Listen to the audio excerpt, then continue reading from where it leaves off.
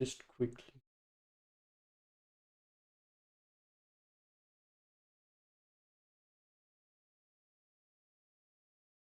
Yes, I think we're live. So hi everyone and welcome to another stream. So today we'll be continuing our discussion with React.js. We have learned about what React.js is and why are we using React.js. So today we'll be learning more about React.js. Like mostly we'll be focusing on what components are, what are functional components, what are class-based components, and we'll also look into what are states, what are props, and these things. Right. So before we start, let me start by introducing myself. I'm Soham Mukherjee. I'm a software developer. Currently, I'm working with Google. Before that, I've worked with Code Nation for 1 year. I have been into ICPC regionals 2 times, 2017 and 19. I'm also a 6-star coder at CodeShift. Now, what will I be teaching you here? I'll be teaching about React.js, web backend, system design, cloud services, data structure, algorithms, and these things. Now, if you're planning to take the Relevel test, you can use my referral code SOHAM10 and you will get a free sample test paper. Now, before we start, let me just tell this to you that today we have 2 sessions. We don't have 1 session because I feel that it will be more helpful to you if we break it into 2 sessions. Because let's say you forget about, you remember what components are, but you forget about states, you forget about props or what exactly they are. So you can just look into the second video, which will be of 1 hour, and that will help you revise, right? So that's why I'll be keeping it breaking into 2 sessions for today. So make sure we'll be ending this session around 8:30 or maybe before that. So make sure you join at 8:45 in the next session, where we'll be discussing about states and props and those things, and maybe we can cover a bit of states in this lecture as well. We'll look into that, but yeah, definitely do join that as well on time. So before we start, let me start by introducing you to what Relevel is. So many a times candidates face problem like they don't have proper degree that's needed for jobs, or they don't have proper network, like they don't know people from different companies. So they're asking for referral over LinkedIn, but they're not getting referred, or their resume is not standing out. Like even if they're applying for 100 of companies, their resume is not standing out. So if you are such a candidate and you're facing these problems, then Relevel is the perfect solution for you. What is Relevel? Relevel is India's first test hiring platform by Unacademy that will help you find job. Now you can get the job based on your talent and skills and not based on what degree you have, what network connections you have, and these things. What are the benefits of taking the Relevel test? There are over 50 plus companies, including some top startups and unicorns who are hiring through Relevel. There are over 1,000 plus job openings across the domain: business development, front end development, and back end development. So if you're looking at job at these domains, you should definitely try Relevel out. You might think that it might be costly, or it might take a lot of time to complete and these things, but that's not the case. It's completely free of cost for you. You don't have to pay any money even after you get the job, and also you can finish the test within one single day of your choice, and the scores will be shared with you within a week. So it's not time consuming, it will not cost you a lot of money as well. It's completely free for you. So, and the best part is the scores will also be shared with the companies, so the companies will be approaching to you depending on your scores, and they will hire you, right? So you don't need connections in those companies, or you don't need referral to actually like attract the companies. Registration with Relevel, it's pretty simple. You can go to the website, you can click the you can find the link in the description below. Now once you reach the website, you can click on get hired, and after that you can select a test of your choice. Let's say you want to become a front-end developer, because we are running a React.js course. So definitely once you're done with this, let's say you are confident and you want to become a front-end developer, just click on front-end development test and select it. After that, book a slot for your test. Now make sure that you are available for the entire day, because there will be multiple rounds of the test that will be done in a single day. And also book the slots fast, because the number of slots is limited. And once you're done with this, fill in the details for your admit card. Now here you will get a section to enter referral code. If you want to get a free sample test paper, it will not charge you any money. It's completely free for you. So just enter the referral code SOHAM10 and click on apply, and then create your account, right? So after that, you will reach to the dashboard where you will get all the details regarding your exam. Now if you want to get the free if you have used my referral code in the previous step, under the practice section you can download the free sample test paper and like see what type of questions will be coming in different rounds of the test. So make sure you download that, look into the questions and be prepared for the test. So register with Relevel today. The link is in the description below. Make sure to check it out. And also, if you haven't joined us on the Telegram channel yet, make sure you join us there. And also, if you haven't subscribed to this channel, make sure you subscribe and hit the bell icon to be notified about whenever I'm coming live. And if you're liking the videos, make sure you like them and also share them with your friends so that it helps them as well. So with that, we'll be starting with the agenda for the day. But before that, let me know if you have any questions for me.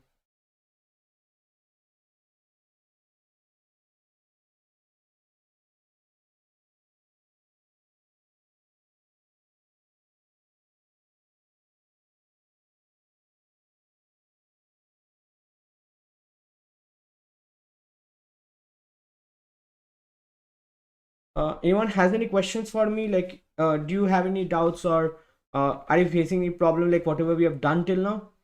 Let me know if you have any questions for me. Otherwise, we can start with the agenda for the day.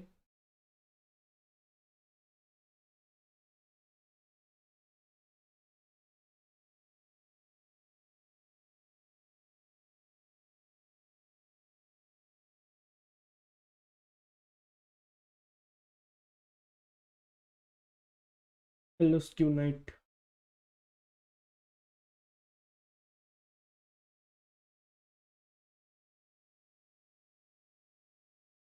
Okay. I don't think you have any doubts. So let's get started with the agenda for the day. So I'll just quickly go taskbar. Okay. So let's just quickly recapitulate whatever we have done till now, right? So we have talked about why do we need React.js. Like we have talked about what are single page applications, what are server side rendering, what is client side rendering, how does React help us, what are the various advantages of using React.js, and also like how do we create our React project. We have discussed about these things right now. So today we'll be starting with something called components. We have already discussed about what components are, uh, but before that, before we actually deep dive into components or what components are, I would like to discuss a few things that we left in the last class. That is, first we'll be talking a bit about what is virtual DOM, right? And why is this a property of, like, why is this a popular property of React, I would say, or popular advantage of React, that it uses virtual DOM. So if you remember, we have already discussed a bit on this, like what virtual DOM is, but I'll give in more details right now.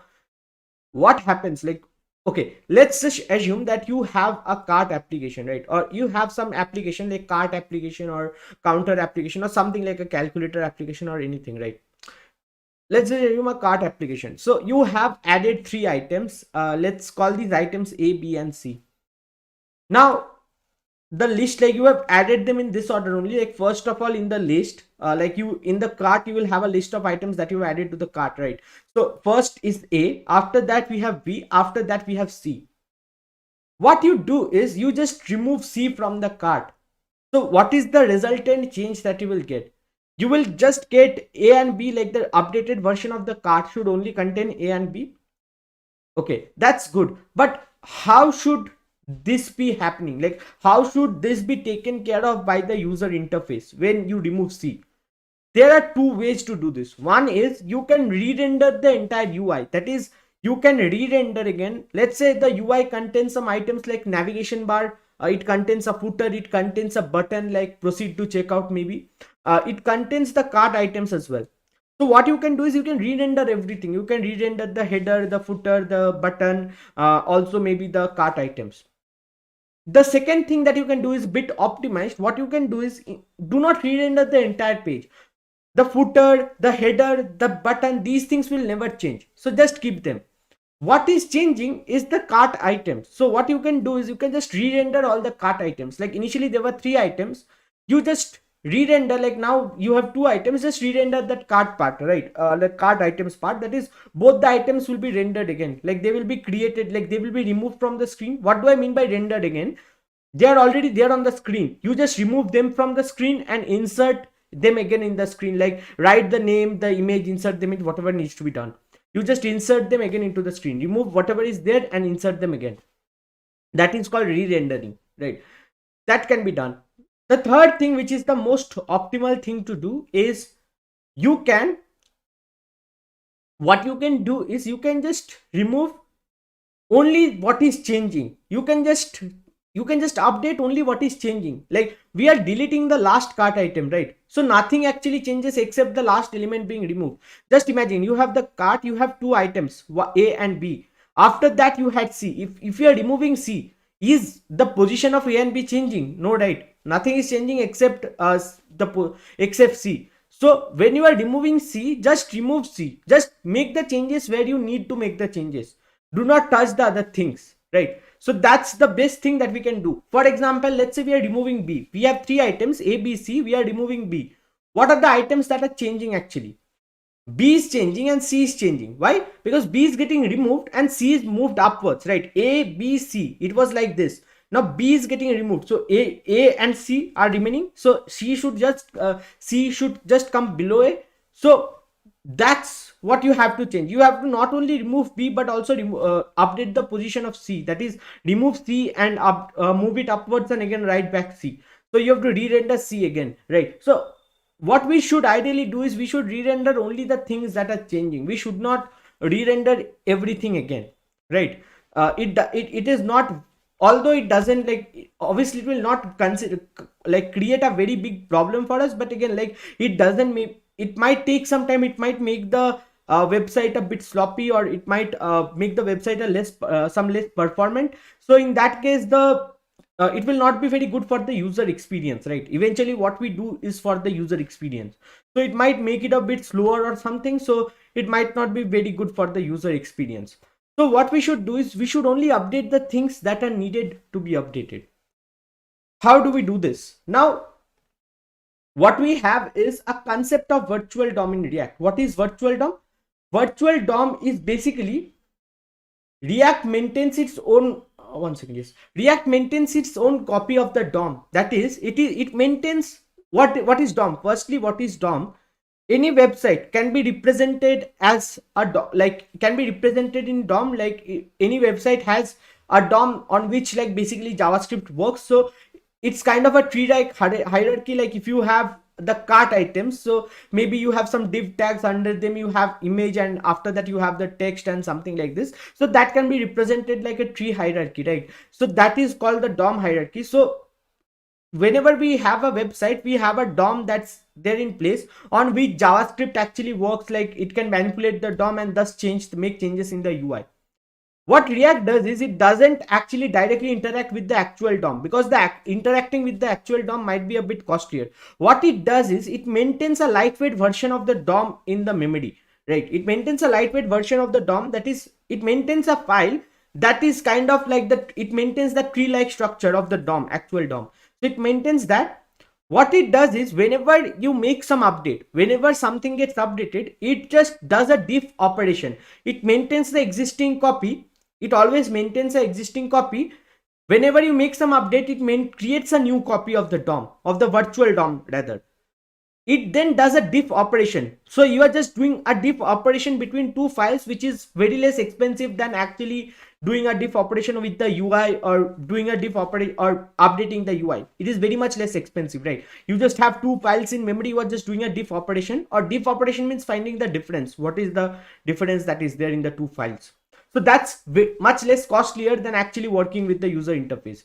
So it does a diff operation and it checks, is this supposed to be, like, these are the things that needs to be updated. So it just will update those things.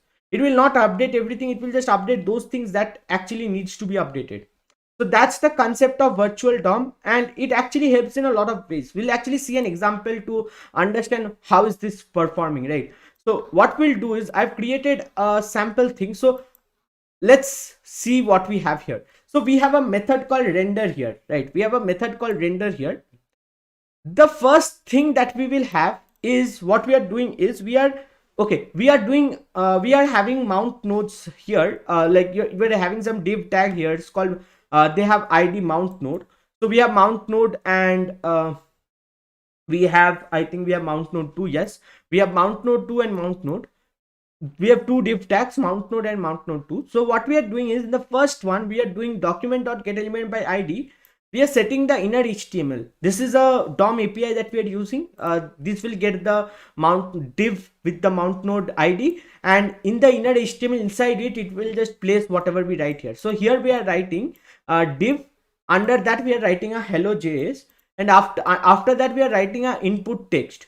This is important. After that we are writing a new date. We are using a span. This is outside this input, right? We are writing a span tag where we are placing the current date, new date dot local time string. So if you see that, you are getting the updated version of the date every second. But how we are getting this, we'll look into this as well. This is what we are doing. What we are doing here is basically vanilla JavaScript. This is vanilla JavaScript or normal JavaScript, what we are using here. What we have done here is we have used React to do the same thing. Now here, instead of doing document.getElement by id mount node.inner HTML, what we are doing is we are doing a React DOM.render. Where are we rendering? We are rendering at mount node 2. At div mount node 2 we are rendering. What we are rendering? We are rendering the same thing. Div, under that we have a span. After that we have a input. After that we have a span that will contain the current date, right? That will contain the current date time string. So this is what we are rendering, right? Now what we are doing is we are calling, this is a render method, or let's call it some method f. Let's call this function f. So we are calling f. Here we have to pass f. So here we are calling f every 1 second, right? Every 1 second we are calling f.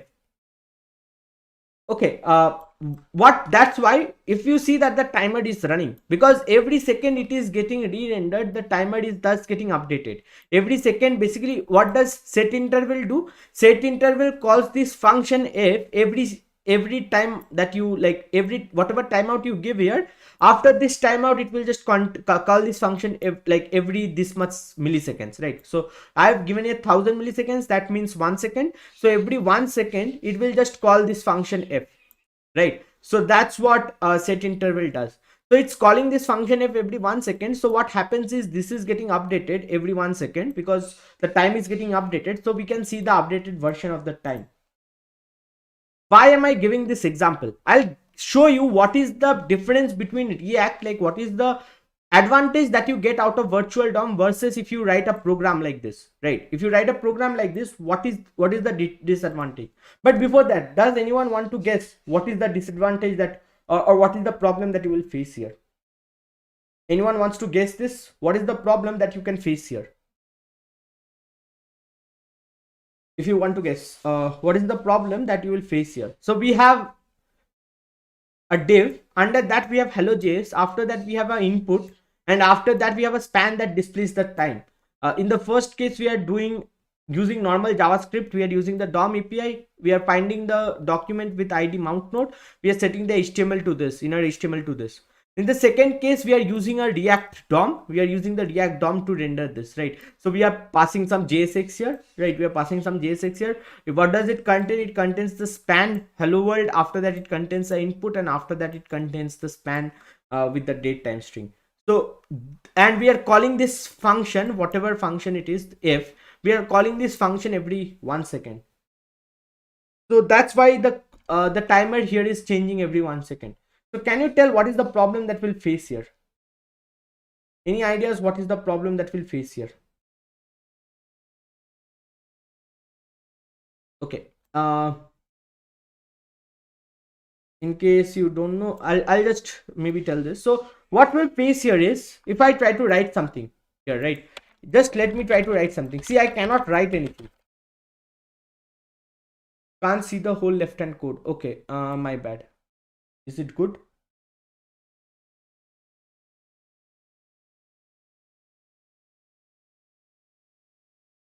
I think it should be good. So this is the code.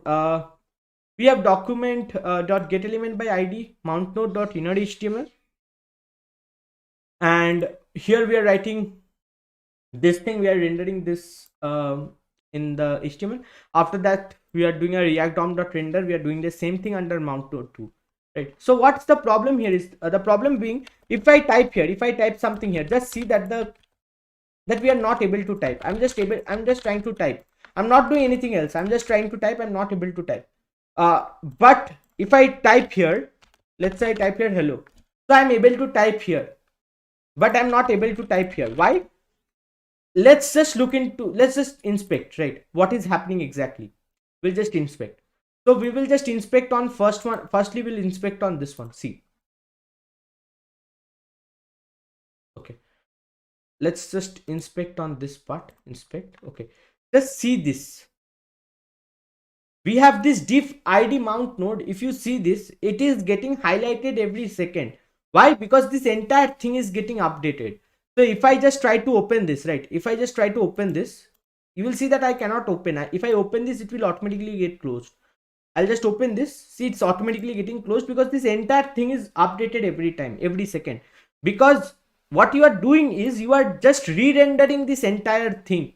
You are just re-rendering this entire thing. So this entire thing every second will get updated. So this input is also getting updated every second. So the input where we were typing, where we are trying to type is changed every second. So we cannot type on the new input section, right? We don't want this to change, because if we want to type this, we don't want this to change, but it is getting changed because it is getting rendered every second. So that's why we are not able to type. Why are we able to type in this case? Just see mount node 2. Mount node 2, do you see it is getting highlighted? No, right? Because it is not getting updated. Although we are rendering in mount node 2 every second, we are doing the same thing here, right? We are rendering in mount node 2. If you see, we are rendering in mount node 2 every second as well. So why is this not getting updated? Let's look into this once. I open this, I get the div tag. This is the outer div, like this div tag I get, right? This is also not getting updated. If you see, this is also not getting highlighted, so it is not getting updated. Let's go into this. Now, if you see, just the span is getting updated. Only the span is getting updated. The input is not getting updated. This span is not getting updated. Only this span which is changing, it is only getting updated, right? It is only getting updated with the new value every second. So although we are re-rendering again, although here we are re-rendering again, this part, just see, although we are re-rendering again here in react dom.render, we are doing the same thing again here, but the only difference is React has a virtual DOM. So React will see whenever it is going to re-render, it will just do a diff operation. It will just have the existing version. Okay, the existing has these things. It will update the DOM and create a new version of the virtual DOM with the new copy. So it will just do a diff operation. What are the things that are changing? Is this span changing? Span is not changing. So let's not change that. Is this input changing? The input is not changing. Is this changing? This third span is changing. Yes, the third span is changing with the new time. So we will just update this thing. We'll not update the entire thing. So that's why this is working. That's why this is working, right? So it will just do a diff operation and see if whatever things are changing, it will just change those things. So that's why we will not write like this. If you write like this, it will be a lot of trouble, right? You cannot type into the input here. But if you write like this, whatever we have written here, that will be like we can easily like get the things done. But again here, you might have a question. Hey, can't we do the same thing? Like whatever React is doing here, can't we do the same thing ourselves? Right? We can just make a set interval on only this span tag, right? We can just make a set interval on this span tag, and that will actually solve the problem. We don't need to re-render these things again. That's true. That's definitely true that you can do these things, but then it becomes an imperative programming, right? It becomes imperative programming. That is, you are telling what needs to be done. You are deciding what's you are also telling how to do the things. You are also instructing on how to do the things or how to get things done. But what we are doing in React is we are going for a declarative programming. We are just saying, do this thing, just render this thing every second. React does it in the best possible way, right? React will do it in the best possible way. We don't have to worry about these, like how will it actually just render the changes, or whether it will render the entire thing, or these things. We don't need to care about these things, right? So that's why we use React, right? That's why we are using React. Okay.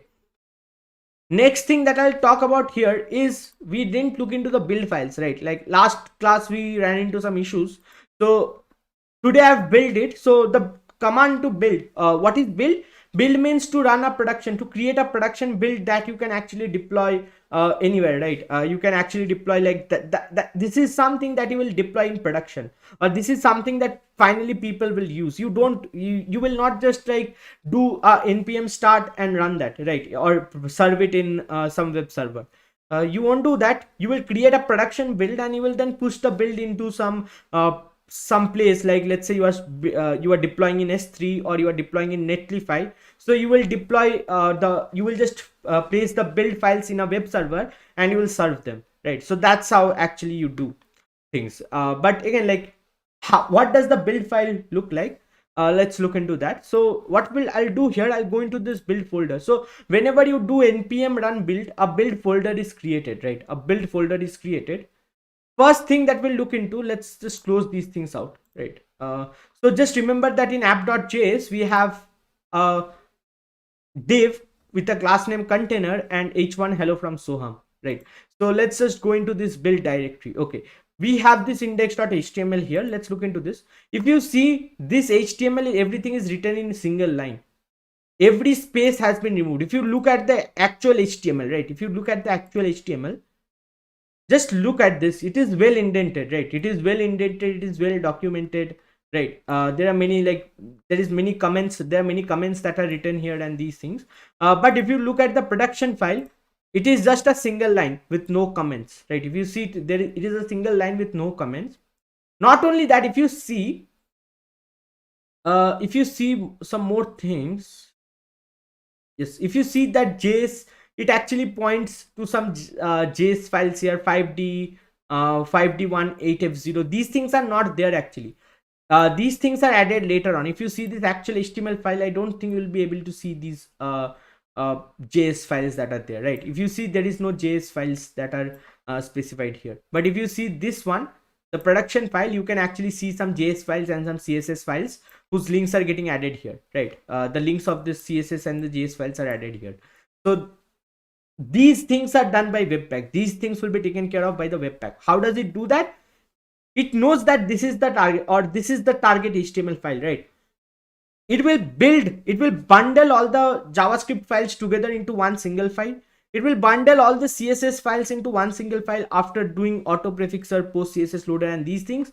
And after that, it will, whatever file it is bundling into, it will just add that script statement in this HTML file, or add that style sheet statement link. Href is style sheet. It will just add that style sheet in this HTML file link. Right, now let's go to the static folder. In the static folder, we see that there is a JS file. Here are two JS files that are created. There's a context. Okay, that's fine. Okay, so there are two JS files that are created. So if you see what happens here, just see these JS files. Firstly, everything is in single line. Everything is in single line. Not only that, there are many browser prefixes that are also added here. If you see, these are some browser prefixes that are getting added here, right? And also there's a CSS map that's created, so we can go into that as well.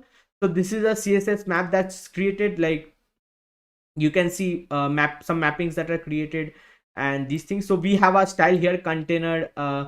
It's gone actually. So let's yes, we have our item center. Like these were the styles that we had written, right? So if you see, like all these things will be coming here under this. Let's go to the JavaScript files now. What will the JavaScript files look like? So if we go to this one, we can see that this is the code it reduces to, right? There's no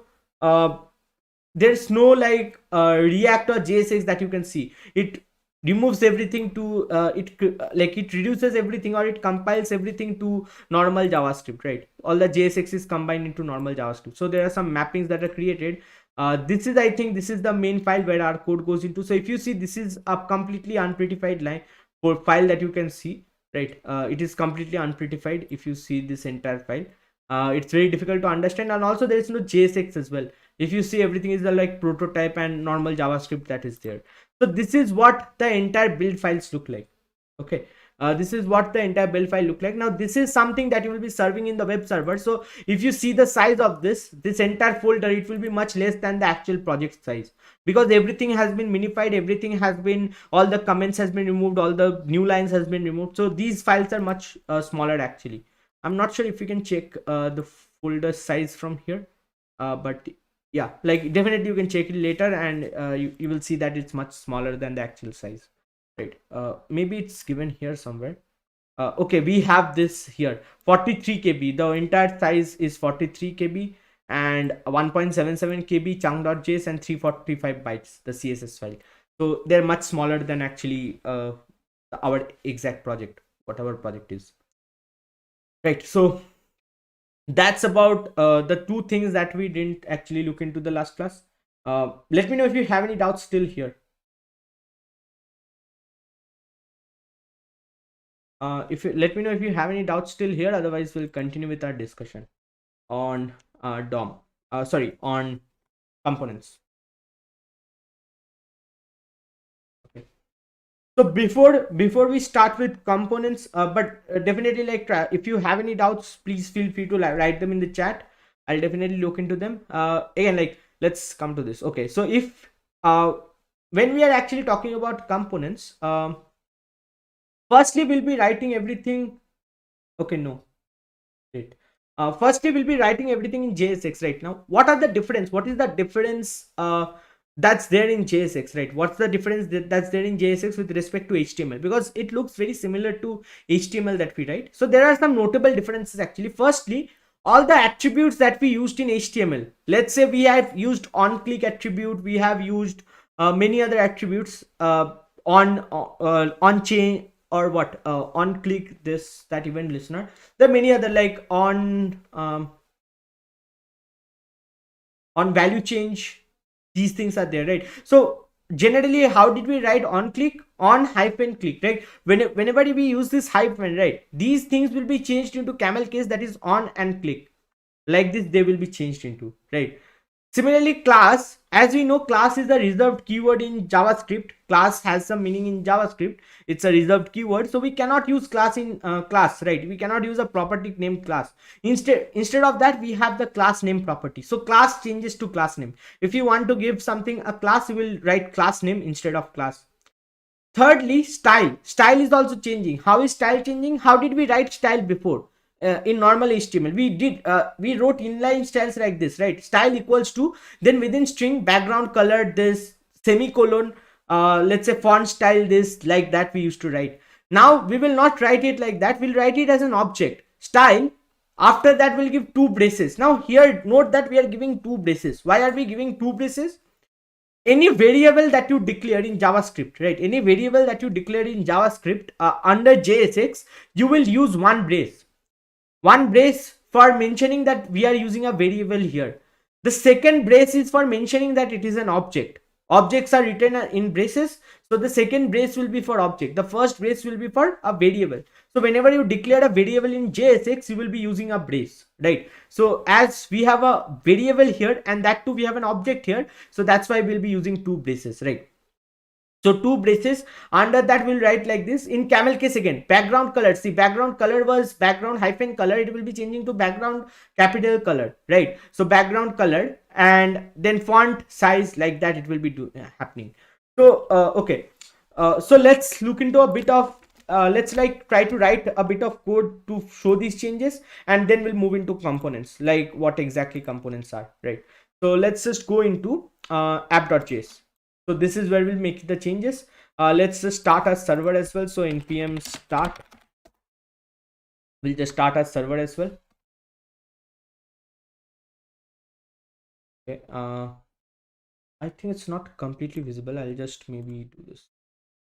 Yeah, I think for this is okay, although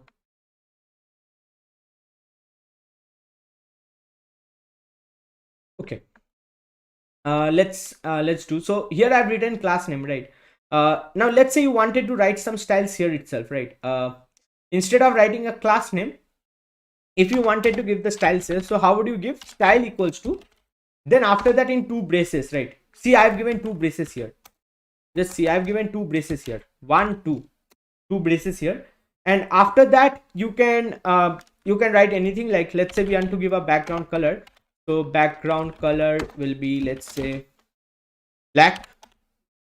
So let's give a background color, then comma, right? You will not give semicolon anymore, you will give comma because it's an object. So background color, let's say font size will be let's say 2em, right? Font size will be 2em, so we'll even like this, 2em. And then let's say font weight, or not font weight, maybe like something else. Let's say display will be flex, and flex direction will be row, and justify content will be center, and align items will be center.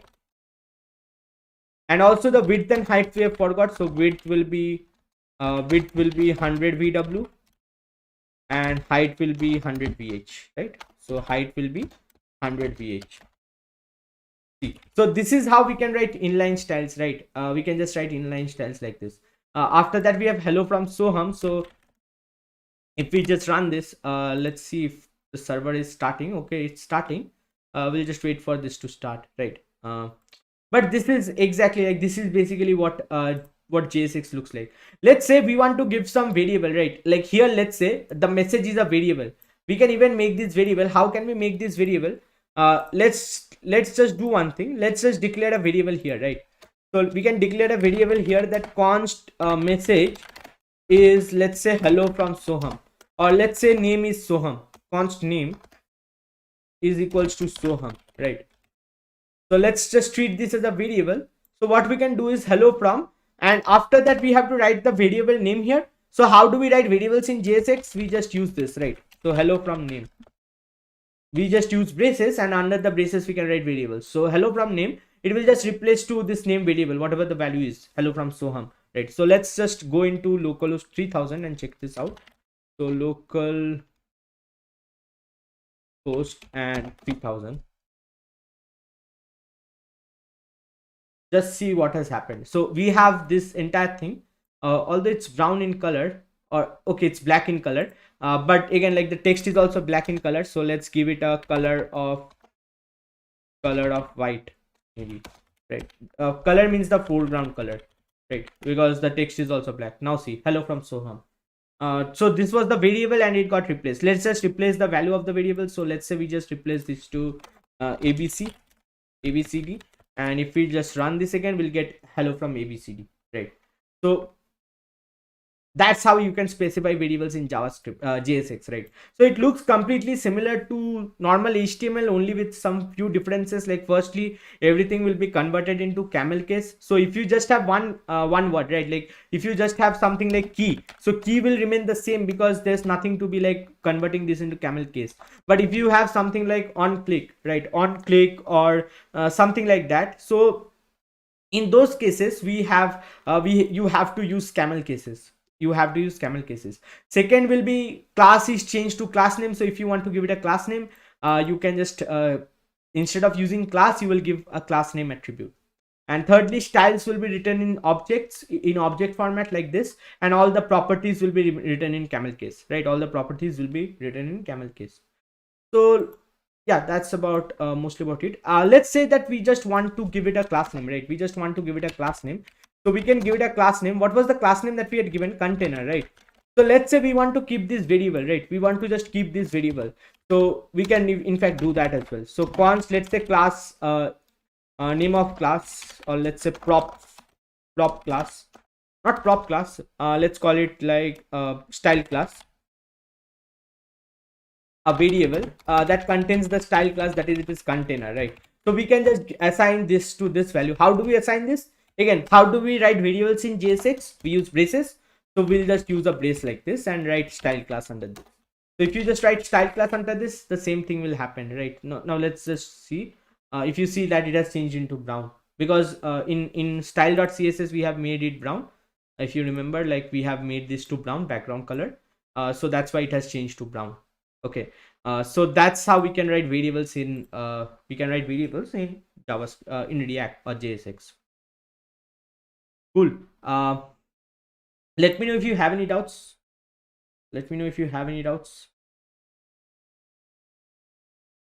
Any doubts that you are having on this? Like it's pretty simple, like, but again, like if you have any doubts, let me know.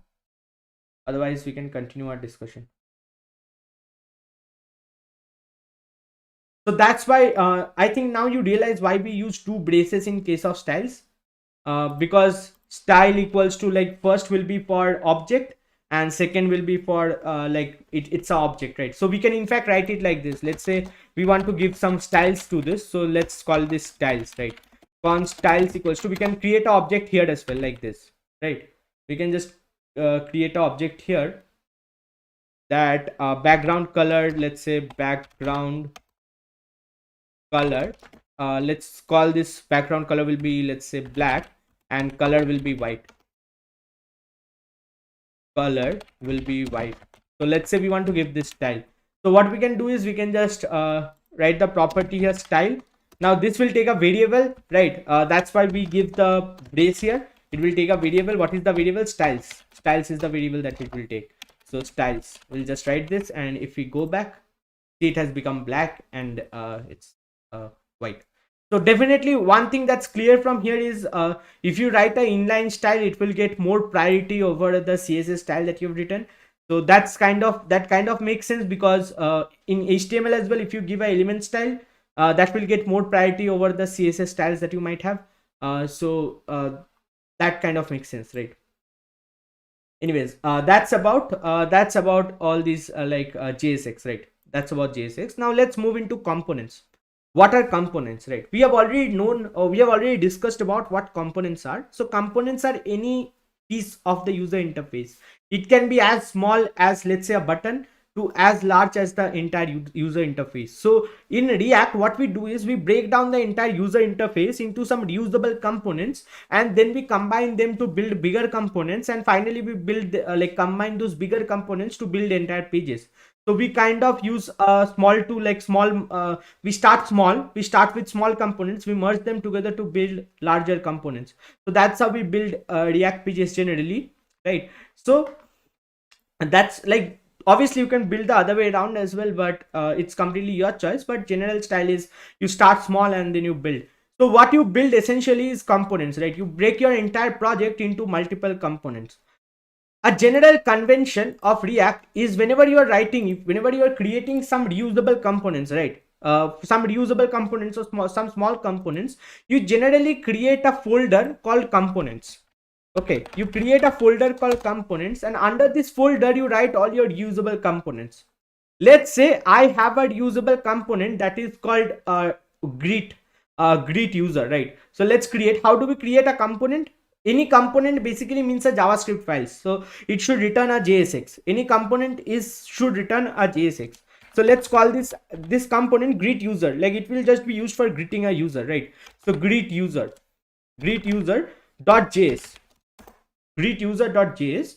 That means this is the component, right? This will return a component. Now component names should be in capital letter. It should start in capital letter, and it should follow what is that note? Pascal case. It should follow Pascal case. That's because if you are using small letters, it's mostly used for HTML tags, right? Small case letters are used for HTML tags, so that's why I use capital for components. However, that's not a hard and fast rule, right? That's not a hard and fast rule, but generally we do that. So whenever we write a component, right? We can write components in two ways. The first way we write, which is the most common way, and that is what we should use always. So earlier we had, let me just give a bit of context. So earlier we had two kinds of components, right? One was class-based component, one was functional component. Now, class-based components, the problem with class-based component is that JavaScript is a functional language, right? The concept of classes was introduced in ES6, and that too, they are not pure classes. They are not pure classes. They are basically function prototypes. They are prototypes basically, right? So there's no concept called classes in JavaScript. It's a pure functional language. So that's why many people don't prefer actually using classes. So initially the idea was that classes, which is better, we'll be using, we should always use functional components from now on, but I'll teach both of them. Definitely you can use both of them, but we should be using functional components as much as possible. Okay, so initially the idea was that functional components should be completely presentational components. What are presentational components? Presentational components are the ones that are just used for presenting something. Like it will not contain any logic of its own. That means that it will not contain states, props, and those things. It will not contain states. Definitely, it will contain props, but it will not contain state or those things. So it's completely presentational. It will just be meant for presenting something. It will not contain any logic how to do things. Class-based components, on the other hand, were meant to be like stateful components. They will be having state. They will be driving presentational components. So that was the initial understanding or initial idea when React was developed. After that, there were certain things that were improved, like there were hooks that were introduced. So earlier there was no way that in functional component can have a state, right? Earlier there was no way functional component can have states. What are states? We'll look into them later, but just state is something which is very important in React. So functional components cannot have states. Also, functional components cannot have lifecycle methods. So lifecycle methods is also something we'll discuss tomorrow. So functional components cannot have these things.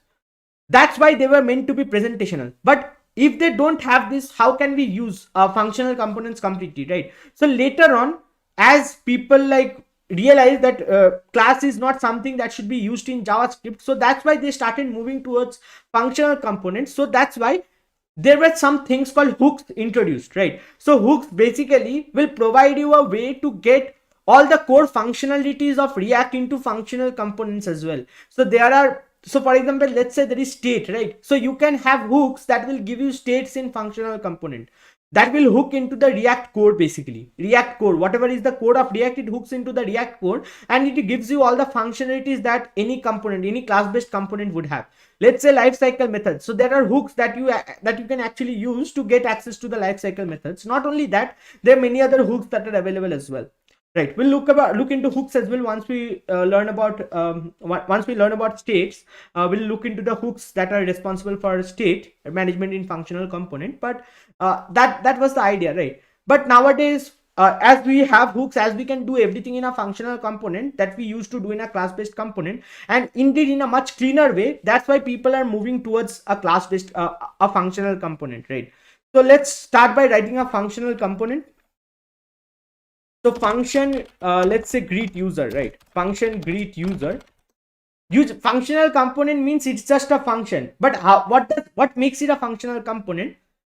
The fact that it is a function and it returns a JSX. Any component should always return a JSX, right? That is to be rendered. What does this component stand for? What does this component should display? Any component should always return a JSX.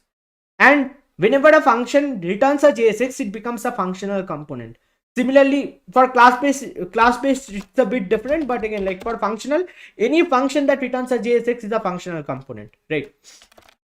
So let's say return will return some JSX here, right? Let's say we return something like this: hello user, hello Soham. Let's say hello Soham. So we have this greet user. Now, whenever you have a function in a different file, if you want this to be used somewhere else, you have to export this as well. Like what you could have done, is in app.js itself, just write this functional component. You could have definitely done this greet user, and you could have used it here without exporting it. But again, that actually violates the purpose, right? One file will become larger. That's something that we don't want. We want the files to be smaller in size and it just focus on what it is supposed to do, right? Like greet user should be in a different file and it should only focus on greeting a user, like returning this thing. Similarly, app.js should be the main page that should be shown and it should just focus on doing that, right? So that should not be the way. But anyways, we can do it like this as well. What we can do here, instead of writing hello like this, what we can do is we can write our component here. So we have created the component with the name greet user, right? We have created the component with the name greet user. So we will just import, we'll just use it like this, greet user, similar to a HTML tag that we use, greet user, and we can use it like this. Now if I run this, just see what happens. Hello Soham, we are getting the same exact thing. So what exactly has happened here? Greet user, whatever this returns, what does this return? It returns h1 hello Soham. This will be replaced whenever we call greet user, that is whenever we use this component. So this is replaced by, whenever it sees that it is calling greet user component, it will just replace this thing, that is the JSX that it returns. So it will just replace this thing here like this, and that's why we are getting this output that we have seen, right? But again, greet user should not be here, right? Greet user should not be here. So let's just remove it from here. It should not be here. What we should do is we should instead import it. So import. So first of all, to import something, we should export. Now we have already learned there are two ways of exporting: named export and default export, right? So whenever we are talking about components, and if a file has just one component, we should default export it. So export default. It's not a hard and fast rule, but it's just something that we should follow. Export default greet user. So we have default exported, so we can import it from here. How do we import? Import greet user from /components /greet user. From here we should import, right? So if I run this again, just see, if I run this again, okay, it's failing. Let's see. /component/greet user, and yes, that should be it. And here we have used greet user, and here we have created greet user with export default. More than one component in a file set, definitely you can have more than one component, like we had seen, right? But if you have more components in a file, then in that case you cannot do a default export, right? If you have to export all of them, you should definitely go for a named export. You cannot do a default export in that case. Maybe we'll see here, but let me just see what is the issue that's coming here. Name is not getting, but what is the issue that's coming here? I'm not sure. Okay, let me see what's happening here. Okay, it's not getting anything. That's weird. So export default greet user, we have created a functional component, and let's just remove these things, right? Let's just remove these things now. And class name, let's not give it a class name. We can give it a class name here itself, like container is the class name. Container and styles, definitely. Okay, import greet user from .components.greet user, yes. And definitely it's not working yet. It should work, but I don't know why it's not working. Let me just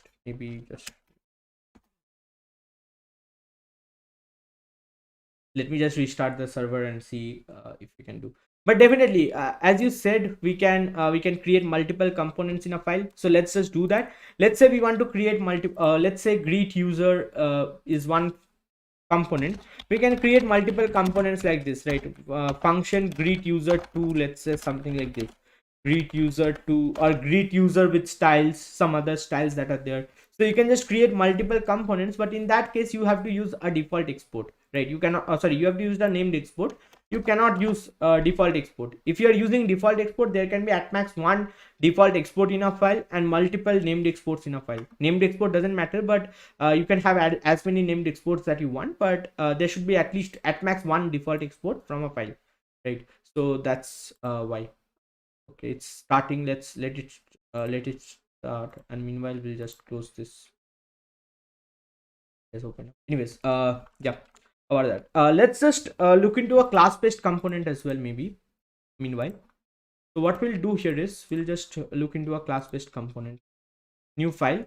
So let's call it greet user class based .js.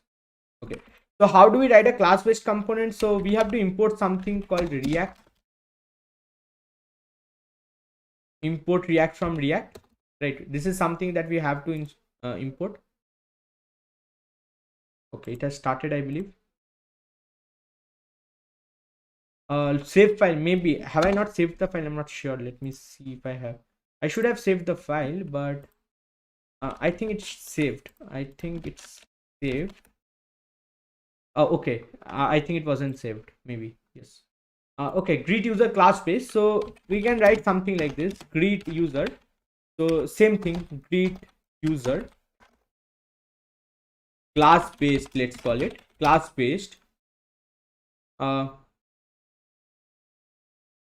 class. This extends React dot component. Okay.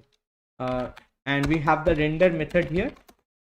So in render method, we should return some JSX. So h1, h1 hello from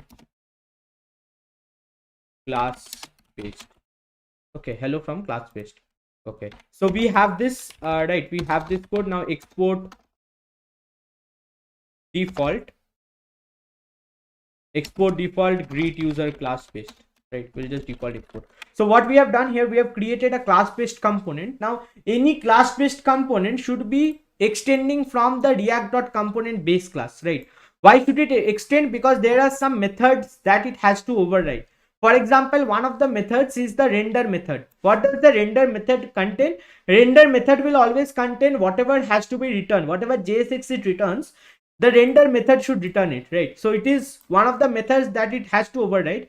There are many other methods.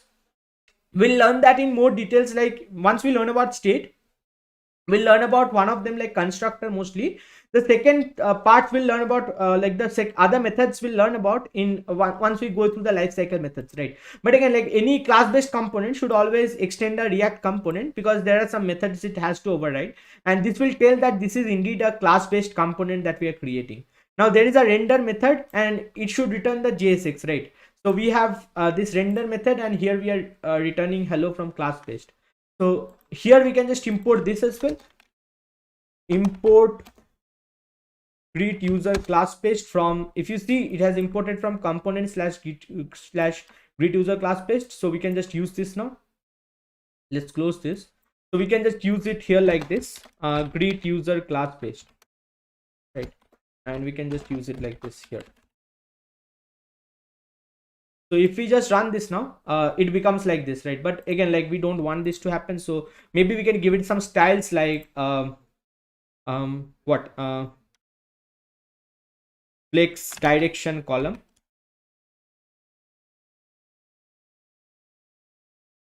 You can just give it a property like this, and let's see now.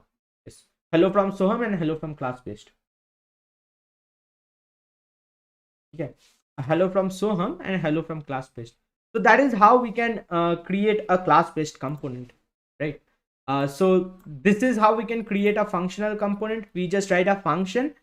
We don't have to import React from React. Like earlier, in earlier codes, you can see that there is always, like whenever there is a component, they always import React from React, right? There is always a import React from React, although it's not used. So import React from React. This code is always there. But nowadays we don't need this. In latest versions of React, we don't need. If we have a functional component, it should just return some JSX, and that should be enough, right? So that's how we create a functional component, and that's how we create a class based component. Let's say we want to export multiple components, right? So greet user style, let's call it greet user style.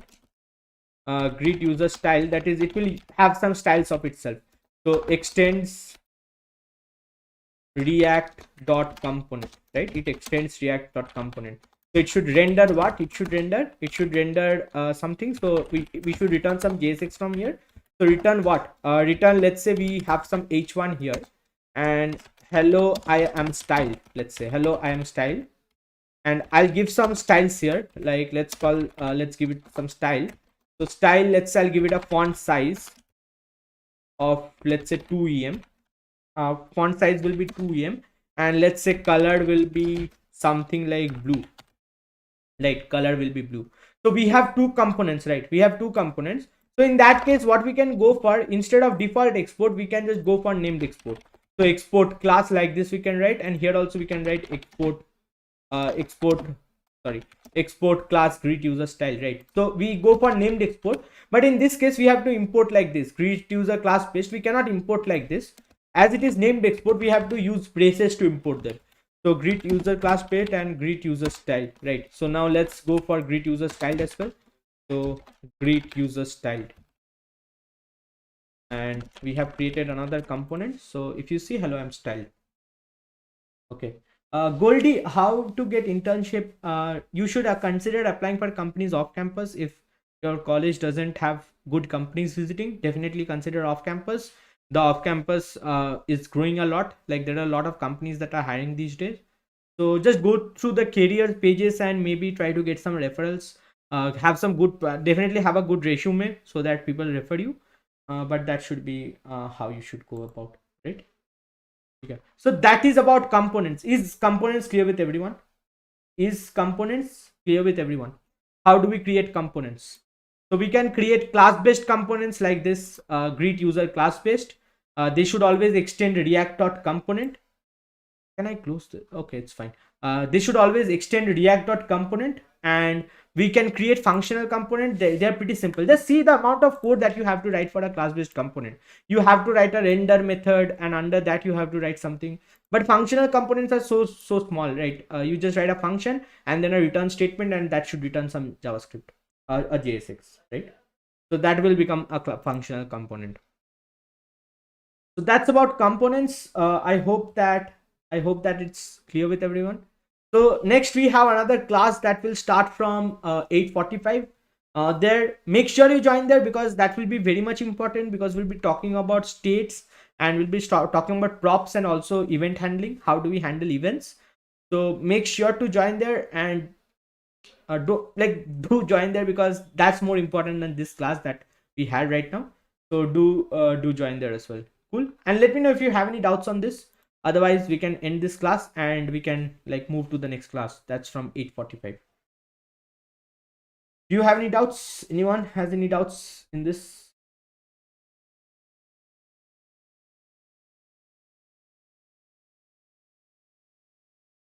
Let me know if you have any doubts on this. How to create a class based component, how to create a functional component, any doubts that you have. Otherwise we can end the class here, and 8:45 definitely join the other class because they will discuss about states, will be discussing about props, will be discussing about event handling. तो उसमें कुछ proper code लिखेंगे, ऐसा नहीं मतलब hello from ये सब नहीं लिखेंगे, ठीक है? प्रॉपर कोड लिखेंगे that will actually do some work, proper work, तो मजा आएगा तुम लोग को भी, ठीक है? Cool. Uh, let me know if you have any doubts. Otherwise we can end the class here.